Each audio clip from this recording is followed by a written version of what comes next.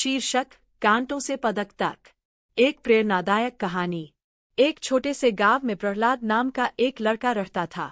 उसके पिता मजदूरी करते थे और माँ लोगों के घरों में खाना बनाने का काम। घर की हालत अच्छी नहीं थी, लेकिन प्रहलाद की आंखों में एक चमक थी, रनिंग में चैंपियन बनने की चमक। हर सुबह जब बाकी बच्चे नींद में होते, प्रहलाद नंगे पैर गांव की कच्ची सड़कों पर दौड़ता था। उसकी पुरानी फटी चप्पलें बार बार टूट जाती थीं, पर उसका सपना नहीं टूटता था। एक दिन गांव में खेल अधिकारी आए और उन्होंने घोषणा की, जिले में दौड़ प्रतियोगिता होगी, जो जीतेगा उसे ट्रॉफी और स्पोर्ट्स ट्रेनिंग मिलेगी। यह सुनकर प्रहलाद की धड़कन तेज हो गई। उसने अपनी माँ से कहा, माँ, मैं दौड़ में हिस्सा लूंगा। माँ ने मुस्कुराकर उसके सिर पर हाथ फेरा। बेटा, हमारे पास जूते तो नहीं है, पर दुआएं बहुत हैं। जीत कर आना। प्रहलाद ने पहले कभी ट्रैक नहीं देखा था, न सही तकनीक, न कोच। उसके पास केवल मेहनत थी। प्रतियोगिता का दिन आया।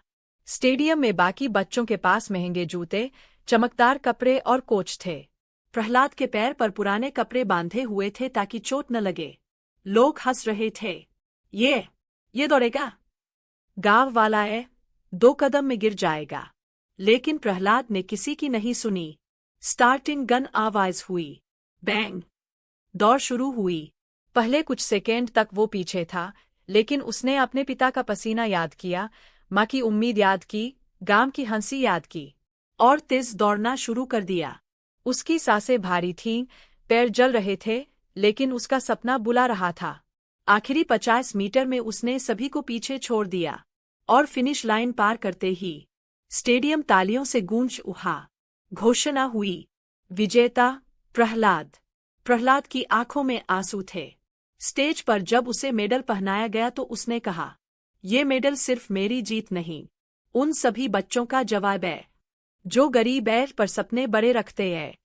भीड़ खामोश थी, और उस दिन सबको समझ आया, गरीबी सपनों को नहीं रोकती, हिम्मत और मेहनत की कमी रोकती है। सीख। परिस्थितियां चाहे कैसी भी हों, अगर दिल में जज्बा और सपनों में आग हो, तो कोई भी बच्चा पदक ला सकता है।